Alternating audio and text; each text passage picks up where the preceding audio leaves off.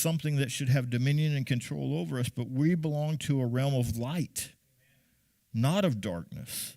We have a hope. Even in death, the Bible says that we grieve not as others who have no hope.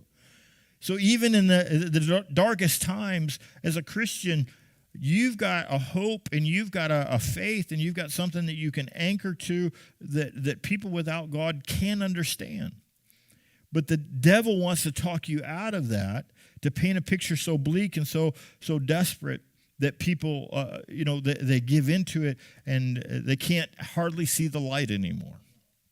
But we're living in a time when, the Bible says, in the evening time there shall be light. And so Brother Branham says this in A Man That Can Turn on the Light, 1963. He says, look what darkness we're in today. Look at what's going on. Look at the murder, rape, strife. Why, it's come to pass, I believe it was Billy Graham said in his last meeting, in 10 years from now, every citizen of California will have to pack a gun to protect themselves. You can't put enough law enforcement. People have just gone insane, shooting, murder, rapes, everything. It's going wild. See you up in the streets. It's a day that we're living in, a sodomite day. But there is a light shining. If you'd only look, you'd look into the Word and see that it's supposed to be in this hour, and we know what's trying to be done. God is trying to point people not to the darkness, but to the light, that there is hope. There is an answer. It's not passing more laws. It's not trying to take away tools that wicked people can get to because they'll find some way to do what they want to do. It's a change in the heart. It's pointing people towards the light.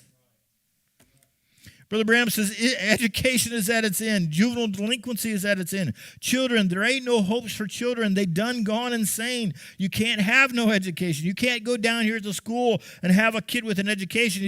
He's a twofold child more of hell when he comes out than when he goes in. Let the teacher say something about it and he'll get killed. They'll form a little clucks and go out there and shoot the teacher, take him out and string him up. We lost 2,000. Oh, wait a minute. I believe it was 20,000 teachers this last year. I don't blame them. I wouldn't want to do it either. Now they got signs up everywhere. Give college education to these kids. They do need it, but the devil's got them. See, that people think, well, if we just get more education, it'll solve all of these issues. Education is not the answer. A lot of these people who are doing these evil things are highly educated. The devil's got them, and it's not only just normal to go out and be mean and take a gate off and hang it up in a tree on a Halloween night or do some little meanness like little kids used to. We used to egg houses, and I'm not saying it's right, but we used to do stupid stuff like that and put toilet paper in trees, and now people are burning down houses. Take a farmer's buggy and put it out on the road like that. But now they're insane. They do things that's insanity. Shoot you, kill you, murder you, poison you, anything. That's the next generation. Now, he preached this in 1960.